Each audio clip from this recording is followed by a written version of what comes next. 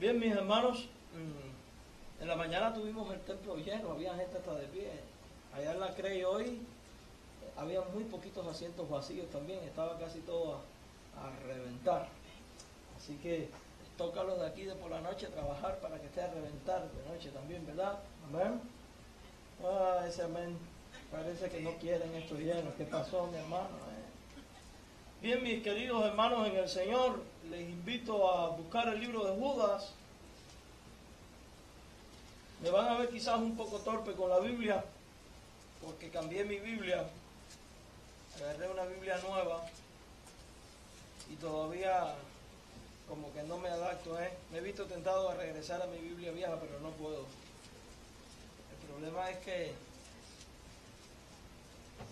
los años no pasan por gusto, Ya andamos con Biblia, una letra un poco más grande y las notas un poco más grandes porque me está costando trabajo ver la otra, Cuando tenga Judas, vamos a leer versículos 24 y 25. Y hoy iniciamos una nueva serie donde vamos a estar estudiando a la luz de varias semanas a la persona de Dios. A la persona de Dios. ¿Ya todos en Judas? Verso 24. Dice, para guardaros sin caída de la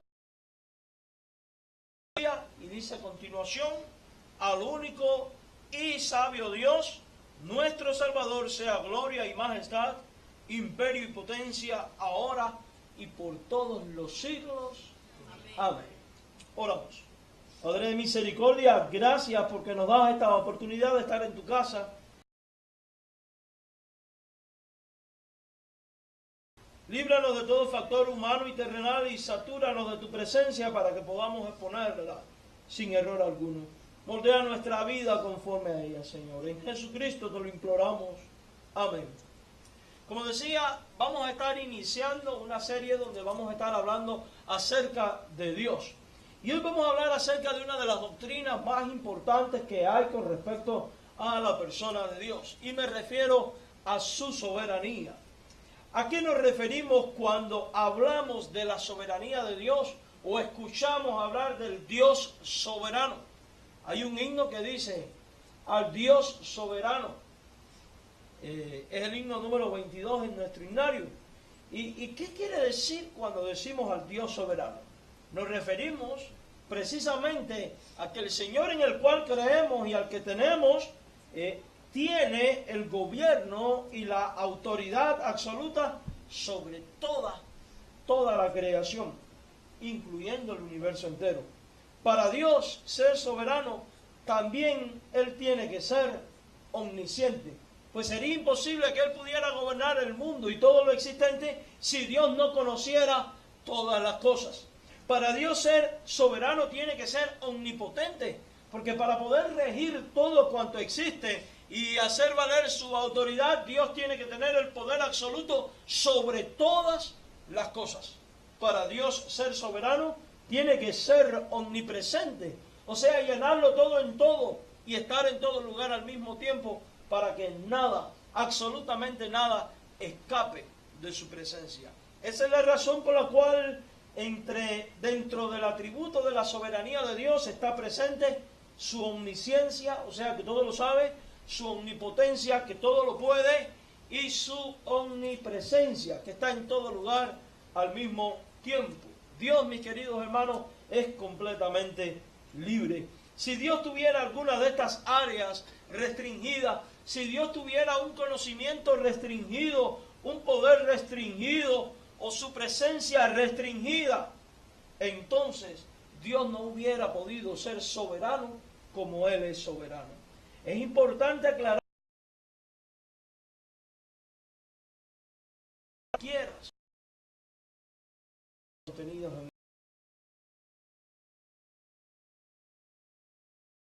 le da significado de la Biblia. Pues qué gozo, qué alegría, qué motivo de alabanza que Dios está que mi salvación ocurre por la soberanía de Dios. Porque Dios estuvo en control. Que todo cuanto existe fue el resultado del poder soberano ¿de quién? De Dios. Que no importa cómo está el mundo cuando lleguen los tiempos difíciles, Dios sigue estando ¿qué? En control. Que sobre todos los demonios y los ángeles Dios tiene control. Que en el cielo y en la tierra y en las profundidades de la tierra Dios tiene el control. Que sobre la iglesia Dios tiene ¿qué cosa? El control. Que en la inspiración de la Biblia y el mensaje que tuvo a bien dejarnos, Dios estaba ¿en qué? En control. Y en la exposición del mensaje Dios está también en control. Además, es la fortaleza del cristiano, es la consuelo de los distintos conflictos y periodos de crisis que con frecuencia a través de tener esperanza, sosiego y paciencia, porque no importa cómo esté la circunstancia que me esté rodeando, el saber que tengo un Dios que es soberano y tengo un Dios que está en control de mis circunstancias, me da ¿qué cosa? Paz y confort. ¿Por qué usted cree que una persona como Job, que lo tenía absolutamente todo, tenía riqueza, tenía una familia grande y era un hombre piadoso, era un hombre que cada día hacía sacrificios por él, y dice la Biblia que hacía sacrificios por los pecados de sus hijos, por si hubieran cometido pecado? Y en medio de tanta riqueza y piedad llega un momento en que Dios permite a Satanás que le quite ¿qué? Todo. En un solo día todos sus hijos murieron. En un solo día perdió toda su riqueza y en un solo día enfermó. Al punto que su propia esposa y sus propios amigos le decían: maldice a Dios y muérete. Bendice a Dios y muérete. En la frase hebrea significa lo mismo. En cambio dice la Biblia que en todas esas calamidades Job no halló despropósito alguno. Y por eso le vemos que dice: Jehová dio, Jehová quitó, sea el nombre de Jehová bendito. ¿Qué llevó a Job el decir sea el nombre de Jehová bendito? ¿Qué llevó a Job a reconocer que Jehová había dado y que Jehová había quitado?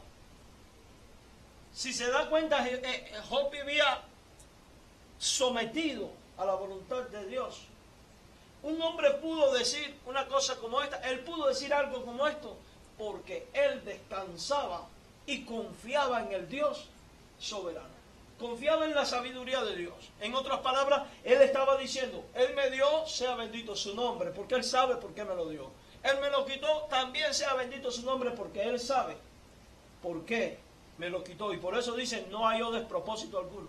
En la frase no halló despropósito alguno está dejándonos bien claro que él había confiado en las decisiones que Dios había ¿qué? Saber que en medio de toda circunstancia Dios está en el control de cada cosa. Eso nos produce paz. Si Dios en su soberanía está en control de todo, una pregunta interesante es: ¿por qué existe el mal? ¿Por qué hay tantas cosas que pasan en el mundo? Y fíjense que esto es una pregunta que con mucha frecuencia la gente se hace. ¿Dónde está Dios cuando se mataron a tantos niños? ¿Dónde está Dios cuando hay niños pasando hambre? El resultado de las injusticias sociales que hay en el mundo, del hambre, de la pobreza, de la miseria, del maltrato, no es culpa de Dios. Es culpa del hombre que no ha tomado en cuenta lo que el Dios soberano ha dicho en su palabra. Porque si los hombres tomaran en cuenta el mandamiento de Dios, dice como a ti mismo, y Dios dice: no perviertas el derecho ni de la viuda, ni del huérfano, ni del pobre, ni del menesteroso. Dios dice: no des tu dinero a usura. Dios dice: el que te pide, dale, sin esperar recibir nada a cambio. Si los hombres hicieran caso de la dirección de Dios y del consejo de Dios, el mundo no estaría igual. Mis queridos hermanos en el Señor, el mundo podrá estar como está, Pero el hecho de que el mundo esté como esté y las injusticias que ocurran, no significa que Dios ha perdido el control.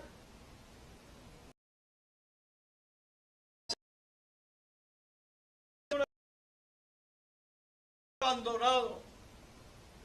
Si miramos al mundo desde la perspectiva de un estilo de vida que no tiene en cuenta el obedecer los mandamientos divinos revelados en la Biblia, nosotros podemos afirmar que sí, que el mundo está sin Dios y que el pecado es el que prevalece.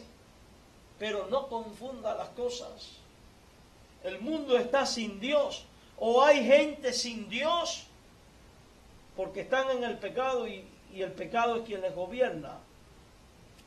Porque son esclavos del pecado el individuo en cuestión que no ha aceptado a Jesucristo como Salvador. Porque cuando una persona acepta a Jesucristo como Salvador, Dios viene a estar en su vida y viene a estar en control de su vida. Y aun que los hombres crean que Dios no está en control, permítame decirles que Dios ha diseñado un plan y sigue estando en el control. Y llegará un día en el cual Él pedirá cuenta a todos los seres humanos de todos los tiempos de todas sus acciones. Y quieras tú o no, un día vas a estar delante de la presencia de Dios. Y vas a dar cuenta de la desobediencia que cometiste a cada mandamiento de la palabra de Dios. Por cada desobediencia. Por eso es que la Biblia dice toda una lista de pecados que hacen que la gente no entre en el reino de los cielos. Mis queridos hermanos, sea que los hombres crean o no, se rijan por los mandamientos de Dios o no, Dios no va a dejar de ser Dios porque la gente decida no creer en Él. Dios no va a dejar de ser santo y merecedor de toda la alabanza y la gloria porque la gente no le adore. Porque Dios en su persona tiene existencia propia. Él no depende ni de ti ni de mí. Y aunque usted llegue a creer, o el mundo llegue a creer que ya Dios no está en control, Dios sigue estando en el control. No olvidemos que los cristianos debemos de ver todo a la luz de lo que Dios ha revelado en su palabra, la Biblia.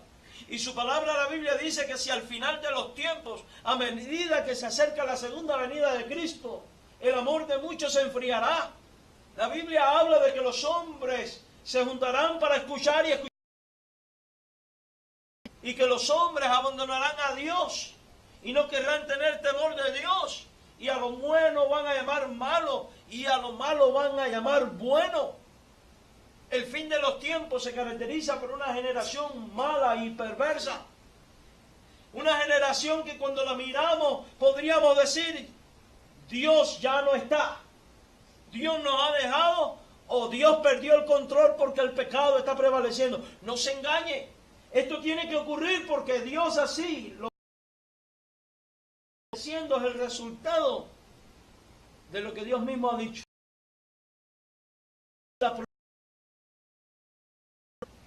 De un hombre que ha desplazado a Dios del centro de su vida, del centro de su corazón, del centro de su diario vivir, para ponerse a sí mismo, rebelándose en contra de todo lo que es santo, todo lo que es puro, todo lo que es honesto y todo lo que es bueno y de todo lo que es agradable a Dios. Porque nuestra generación, ¿por qué se caracteriza? Por ir en contra de todo lo que Dios ha establecido. La Biblia dice, dejará el hombre a su padre y a su madre y se unirá a su mujer y serán una sola esposa. Y vemos a las suegras metidas en los problemas de los hijos y los hijos metidos en los problemas de los suegros. Dios dice, serán una sola carne, y vemos a la gente no tomándose en serio el matrimonio, cayendo en fornicaciones, adulterios y todo tipo de cochinadas. La Biblia dice, no robarás, y la gente justifica robar.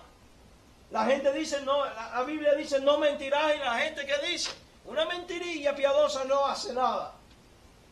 La Biblia dice, no murmuréis. ¿Y qué hace la gente? Chismear todo el tiempo y hablar mal de todo el mundo. La Biblia que dice, no maldigas. ¿Y qué hacemos constantemente? Mira el menso este se me ha atravesado, mal rayo lo parta porque se me metió en medio del freeway. La Biblia que dice, si tú amas al que te ama, ¿qué méritos tiene? Debes amar al que no te ama. Y nosotros que decimos, me trataste así, te trato igual.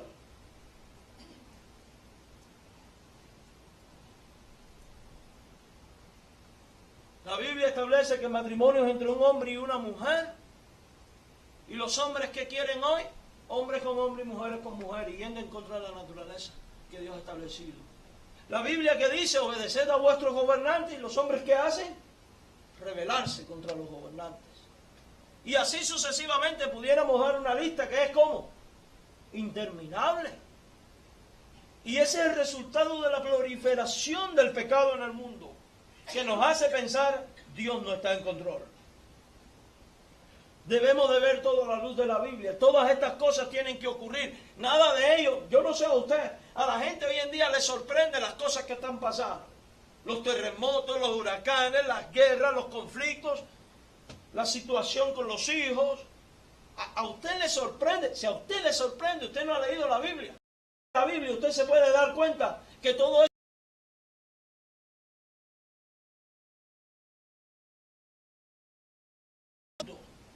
en el mundo donde las madres van a matar a sus hijos recién nacidos por comer su carne a causa del hambre. Cosas como esa. Aún no estamos todavía oyendo el mar rugir a causa del sol brillando 7 veces más. Y vienen muchas cosas más. Mire, en su soberanía Dios actúa de la manera que actúa y ha permitido lo que está permitiendo porque tiene un plan. Plan que de alguna manera redunda para gloria suya y salvación de muchos. Somos los hombres, por medio del estudio de la Biblia, los que tenemos que ajustar nuestros criterios y nuestra vida al criterio y a la forma de actuar de Dios en su consejo, voluntad y soberanía. Por eso el libro de los Romanos dice, renovaos en el entendimiento de vuestra mente. Porque es nuestra mente y nuestro corazón y nuestra vida la que tiene que ajustarse al mensaje de Dios para vivir como Dios manda. Mire, no existe un pecado más grave que otro. La gente a veces clasifica los pecados. Este es duro, este no es tan duro. Dice que el pecado,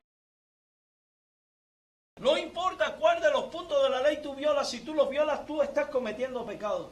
Pero es necesario que tú entiendas esto, que si tú te arrepientes de tus pecados y aprendes a depender de Dios y buscas la asistencia de Dios, el amor de Dios, la misericordia de Dios, la Biblia dice que la sangre de Jesucristo limpia de todo pecado. La sangre de Cristo tiene poder para limpiarte de toda maldad, transformar tu vida y hacerte que Dios quiere que seas conforme a su plan y a su propósito.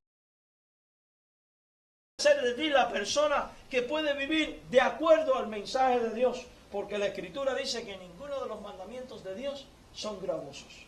Ninguno. Y esto lo dice Dios para cualquier persona que esté pecando en cualquier área de su vida. Sea lo que sea que ocurra en el mundo, pase lo que pase, digan lo que digan los hombres, Dios está en control. Dios lo controla todo y toda obra permitido por su consejo y para su propia gloria. Miren lo que dice Primero de Crónicas, capítulo 29. Vamos al Antiguo Testamento. Primero de Crónicas.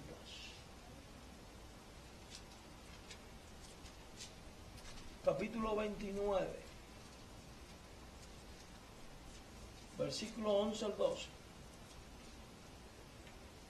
Mira lo que dice aquí el rey David.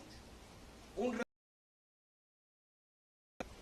el hombre más importante de Jerusalén, del pueblo hebreo. Mira lo que dice. Tuya es, oh Jehová, primero de Crónicas 29, 11. Tuya es, oh Jehová, la magnificencia y el poder. David está reconociendo de que ¿quién es la majestad y el poder? De Dios. La gloria, la victoria y el honor. O sea que las victorias que ellos habían tenido, ¿de quién era? De Dios. Y en la tierra son tuyas. ¿Qué está diciendo David? Todo pertenece a quién, incluyendo su reinado, sus posesiones, sus ejércitos. David está reconociendo que todo pertenece a quién, a Dios.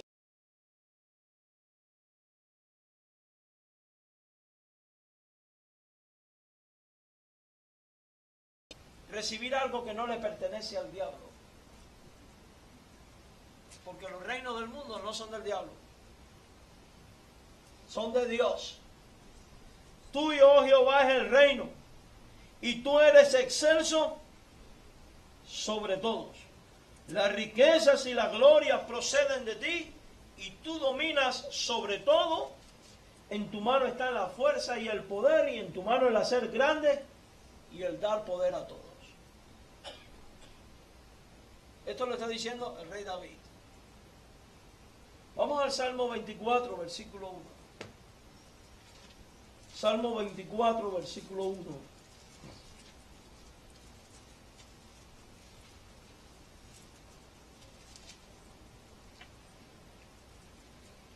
Y dice ahí, también el rey David, de Jehová es la tierra y su plenitud, el mundo y los que en él habitan. ¿Todo de quién es? Hay de aquellos que siguen pensando Dios no está en control o Dios nos ha abandonado. Y a veces hay creyentes orando, Dios quédate con nosotros, como si Dios se fuera cuando yo salgo de su presencia. Más bien debíamos orar nosotros, Dios, ayúdanos a quedarnos contigo. ¿Cierto o falso? Salmo 46, 10. Dejemos que la Biblia hable por sí misma. Salmo 46, versículo 10. Oye, hija, y mira, inclina tu oído, olvida tu pueblo y la casa de tu padre. Salmo 47, 7. Porque Dios es el rey de toda la tierra, cantad con inteligencia. Oye, qué interesante, ¿cantar con qué? ¿Cómo hay que cantar? Porque Jehová, ¿qué? Es el rey. Como hay gente hoy en día que cantan sin inteligencia ninguna. Algunos no saben ni lo que cantan. No, que cantamos en lengua. Eso es cuento. Con inteligencia. Con sabiduría. La soberanía de Dios descansa en la base de todas las exhortaciones, mis hermanos, a confiar en Dios, a alabarle y a encomendar todos nuestros caminos a Él. Porque Dios es soberano, puede encomendar mi vida a Él. Por eso el salmista era capaz de decir, aunque ande en valle de sombra de muerte, no temeré mal alguno, porque tú estarás ¿con qué? Por eso el salmista es capaz de decir, alzaré mis ojos a los montes, ¿de dónde vendrá mi socorro? Mi socorro viene de Jehová que hizo los cielos y la tierra. Y después firma, no dará mi pie al resbaladero ni caerá. Y dice, ¿será esto? Porque conocía que Dios era soberano y estaba ¿en qué? En control sin importar cuál fuera la circunstancia. A veces nosotros pensamos que Dios está en control cuando todo está bien y no nos damos cuenta que hay veces que Dios permite que las cosas empiecen a salir mal para que nosotros reflexionemos o hagamos algo que responda a su gloria y majestad. Por eso dice la Biblia, los que aman a Dios todas las cosas le ayudan a bien. Aquí vemos a Job, oraba todos los días, hacía sacrificios y en un día lo pierde todo. Pudiéramos decir, ¿cómo es posible si te he sido fiel me quitas todo? Y en cambio él dice que no hay despropósito. Jehová Dios, Jehová quitó, sea el nombre de Jehová bendito. Dios gobierna sobre todo el orden material, mis hermanos. El mundo entero está sujeto a las normas que Él les ha impuesto. Y hablo de las leyes de la naturaleza y de las leyes científicas. De manera a controlar a Dios. Porque Dios en su soberanía puede aún violar las propias leyes naturales que Él ha establecido. Si todo procede de Dios, ¿De dónde sale la ley de la gravedad? Que nos permite mantenernos en pie en la Tierra sin caernos. Y que permite a la Tierra orbitar para que hayan días y noches y demás y demás. ¿De dónde viene? Algunos dirían, de un caos producido. Supongamos que haya sido de un caos producido. ¿Quién fue el motor impulsor de ese caos? ¿De dónde vino la energía para poner en movimiento el caos? Si la ley de la entropía, la ley de la termodinámica dice que el movimiento no es eterno, que el movimiento necesita siempre un motor impulsor para mantenerse constante, porque si no hubiera un motor impulsor se detiene. Por tanto, si el mundo es el resultado de la casualidad, ¿de dónde salió la energía para hacer mover el universo? No pudo ser que de otro ser poderoso llamado Dios. No puede ser de otro que sea Dios. Por eso creemos en la existencia de Dios. Y el punto aquí es este, mis queridos hermanos. El punto es este. Dios aún puede violar esas leyes. Son los milagros que vemos en la Biblia. Me revienta cuando leo comentaristas que no creen en los milagros racionales, a los milagros estúpidas que he oído a veces en mi vida. Y perdonen por la palabra porque sé que puede sonar un poco fuerte. Hace poco estaba viendo History Channel sobre misterios de la Biblia. La Biblia no tiene ningún misterio. Deuteronomio 29, las cosas reveladas han sido dadas ¿a quién? A nosotros. Las que no son reveladas son de Dios. Quiere decir que todo lo que tenemos en la Biblia no es ningún misterio, es lo que necesitamos saber. Y si la Biblia dice que Dios abrió el mar rojo y ellos pasaron en seco, así fue y punto. ¿Por qué digo que es estúpida la interpretación de ellos de esto? Estaba viéndolo y ellos dicen, si usted analiza el texto bíblico, dice que Dios mandó un viento recio y se abrió el mar. ¿Es cierto que lo dice? Ahí está. El mar se dividió no por un milagro, sino por un viento que abrió una brecha. Era tan intenso que abrió la brecha. Oiga, si fuéramos a pensar que lo que mantuvo al mar abierto fue un viento tan recio que mantuvo una brecha en medio del mar, ¿cómo usted me explica que el pueblo hebreo pudo avanzar con mujeres, con niños, con carretas, con bueyes, con animales, con bultos? Si era tan intenso como para retirar el mar, ¿usted no cree que lo sería como para no dejar pasar a nadie? Dígame. No tiene lógica. Además dice la Biblia que pasaron en tierra seca. Y que esto ocurrió cuando Moisés, ¿qué? Con la vara tocó el agua. Pero da la coincidencia. ¿Usted cree que sea coincidencia? La señal y el agua se vuelve a unir. Oye, qué casualidad. ¿Sabía Moisés cuándo el viento venía o no venía? ¿Qué pasó? Tenía una...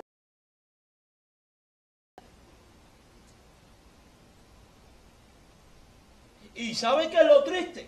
Que un programa así lo ven millones de personas y después terminan diciendo, no, porque History Channel dice como si History Channel fuera una autoridad.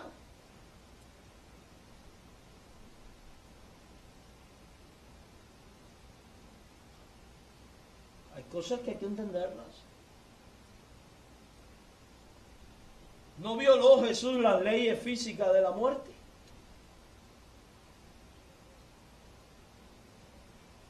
Porque la resurrección de Cristo es un milagro. Cuando usted examina, y esto lo han hecho varios forenses, ¿saben ustedes que le han practicado autopsias? No con el cuerpo, sino basado en la documentación y los acontecimientos. Que han probado, han terminado. Muchos forenses se han convertido tratando de probar científicamente que Cristo no y han terminado. Examina la muerte de Cristo, se puede dar cuenta que él estaba violando las leyes naturales. Número 1, un crucificado normalmente tardaba hasta 3 días para morir. Cuando fueron allí ya Cristo estaba ¿qué? Muerto. Algunos dicen, los que quieren negar esto dicen, o es que se había desmayado. a causa de perder tanta sangre, etcétera, etcétera. Supongamos que se hubiera desmayado. Después, cuando le pusieron la mirra, el aloe y todos los aceites y las resinas con las que solía cubrirse un cuerpo y ponerle el sudario en la cara, no se hubiera asfixiado. Entonces, si no hubiera muerto de esto, hubiera muerto de lo otro. Número uno. Número dos, los romanos estaban adaptados a lidiar con crucificados, y cuando fueron a la cruz ellos dijeron, este ya está muerto. Alguien quizás diría, le dio una catalepsia. Supongamos que se haya desmayado y le hubiera dado una catalepsia, que es que los signos vitales bajan al máximo nivel y da la impresión de que la persona está difunta y no lo está. No hubiera muerto cuando le atravesaron el costado con una lanza. Y dice, la Biblia da un dato aquí muy curioso, porque todo en la Biblia está ahí, preciso, que salió de su costado agua y sangre. ¿No lo ha leído? Eso es una evidencia de que el cuerpo estaba muerto.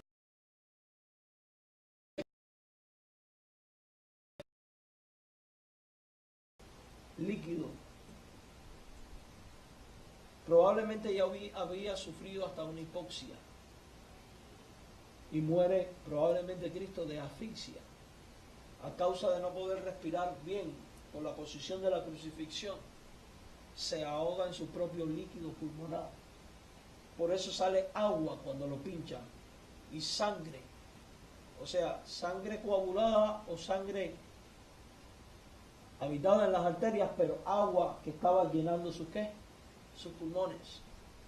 Y no vamos a entrar en el punto de la tumba equivocada, de que estaba sellada y demás y demás. Estamos hablando de esta parte. Y Cristo, después del tercer día, ¿qué pasó con él? Se levantó triunfante. Él viola.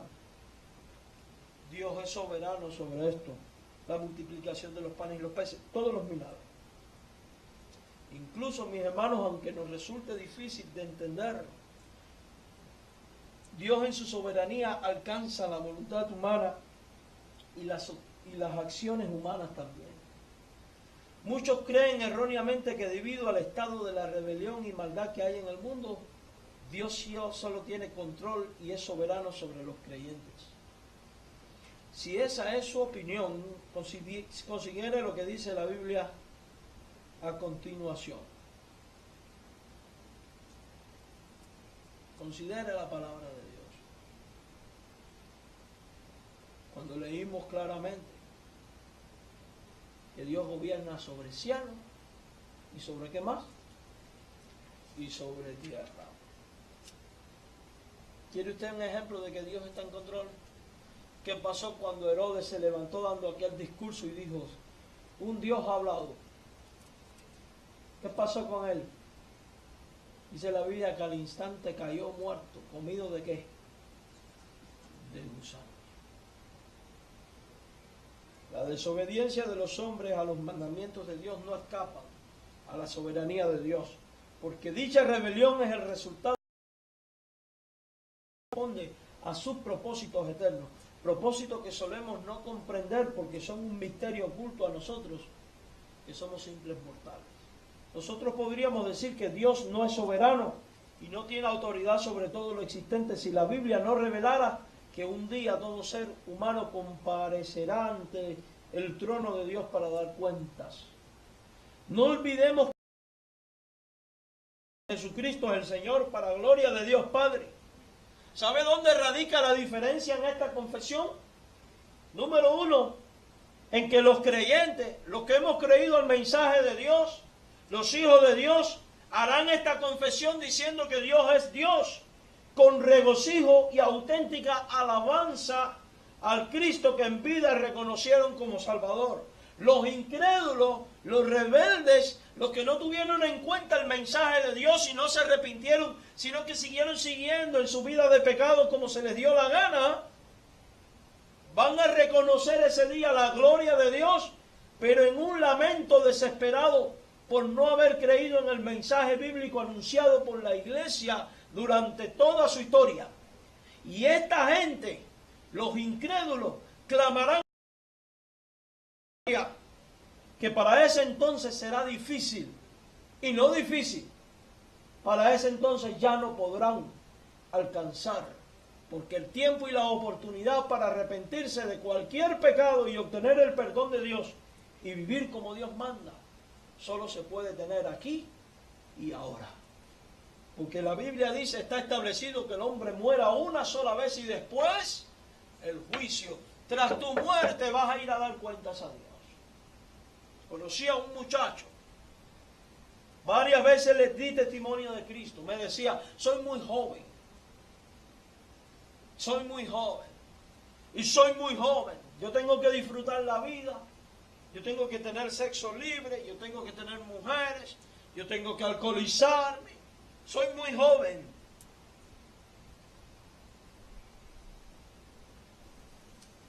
Un día como hoy, hace ya 2 años que murió, con 23 años.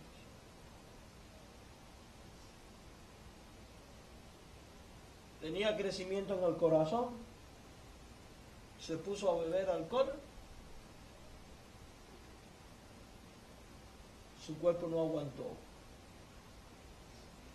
y murió. Pensaba que tenía años por delante. ¿Qué garantía tienes tú que en el próximo segundo no vas a estar en la presencia de Dios dando cuentas? ¿Qué me garantiza a mí que dentro de 15 minutos no se caiga de uno de los aviones que pasan por aquí arriba y nosotros aquí nos demos por enterados y nos caiga encima y nos mate?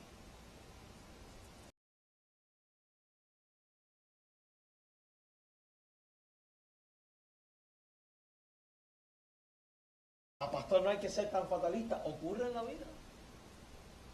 Puede ocurrir. No pasan por aquí arriba los aviones.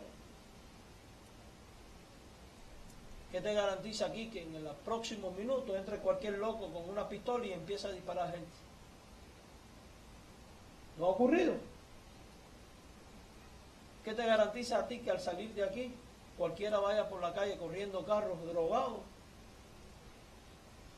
y choque contra ti?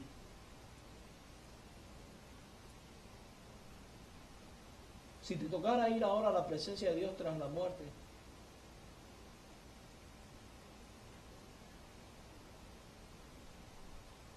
¿estarás yendo como los que van a dar gloria a Dios por el reino que van a recibir?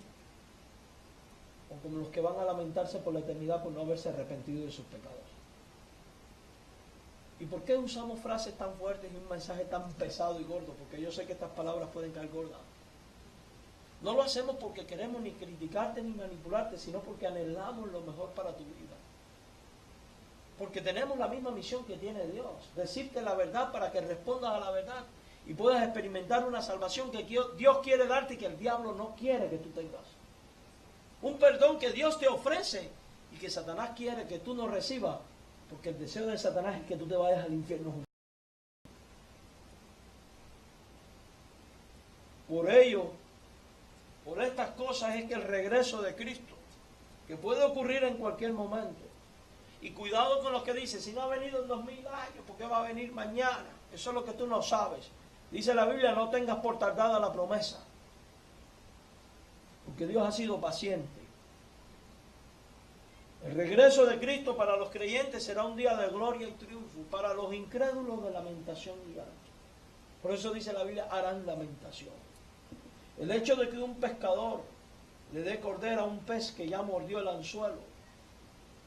¿Han visto que un pescador a veces tira, el pez muerde y el pescador lo deja que ¿qué? Que se lo lleve? Eso no significa que el pescador perdió el control del mismo, perdió el control de su pita y de su pescado, sino que está esperando al tiempo oportuno y preciso para tirar de él. Exactamente lo mismo ocurre con Dios y su control sobre todo lo creado. Créanlo los hombres o no, los mandamientos de Dios siempre serán implementados. Y Dios le ha estado dando cordel. Pero cuando tire, Dios ha estado dando cordel, pero sigue estando en control ¿de qué? Del cordero.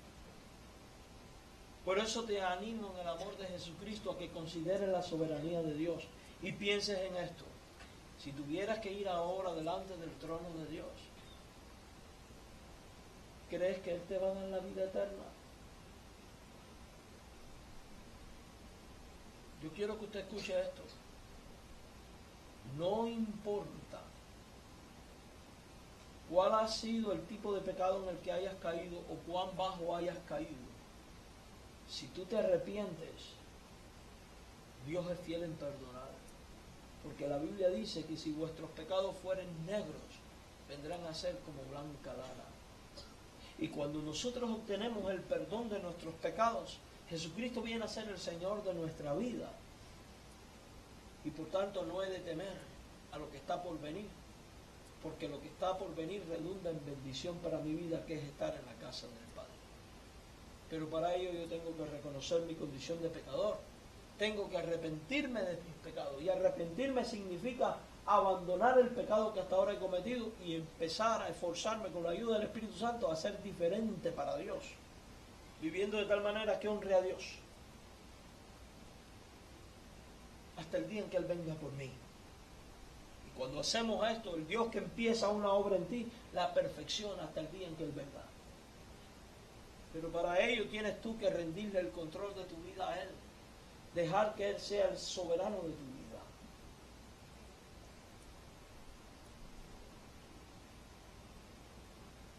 Si tú no le dejas tomar el control a Él, permíteme decirte algo, Él va a seguir en el control. Pero la diferencia está en que al pasar por alto su orden, es como cuando el juez dice, esta es la ley, y tú dices, no, no la voy a obedecer. Llegado el día en que tenga que estar delante del juez, por no haber obedecido, ¿qué vas a hacer? Condenado. Pero cuando el juez da una ley y tú la obedeces y tú eres llevado a corte, al probarse que tú obedeciste, tú eres declarado como inocente. Jesucristo nos declara inocente. Cuando nosotros decimos, Padre, perdona mi pecado, ayúdame a ser como tú quieres que sea, toma el control de mi vida y hazme la persona que tú quieres que sea. No quiero seguir siendo así como soy, de pecador. Quiero que ser como tu Hijo Jesucristo. Y le rindes tu vida a Él y le aceptas como Salvador, las cosas van a empezar a cambiar para ti. Por eso quiero hacerles una pregunta. ¿Has tomado tú la decisión de rendirle el control total de tu vida a Él? Probablemente no hayas entendido todo. Y quizás no entienda a todos con respecto a Dios todavía. Pero acuérdate que todo viene poco a poco. Pero todo parte de rendirle el control de tu vida a Él. De pedirle perdón por tus pecados. Y dejar que Él se convierta en el Señor de tu vida. Le invito a inclinar su rostro y a orar por un momento. Ahí a solas con Dios. Olvídese de quién está sentado a su lado, quién está al frente, quién está atrás. Le voy a pedir a mi hermano Cristian, que dirige la filmación, que saludamos a todos los que están en internet, pero le vamos a pedir al hermano Cristian que ya corte, por favor, el video. Gracias, Cristian. Yo quiero que usted ore a solas.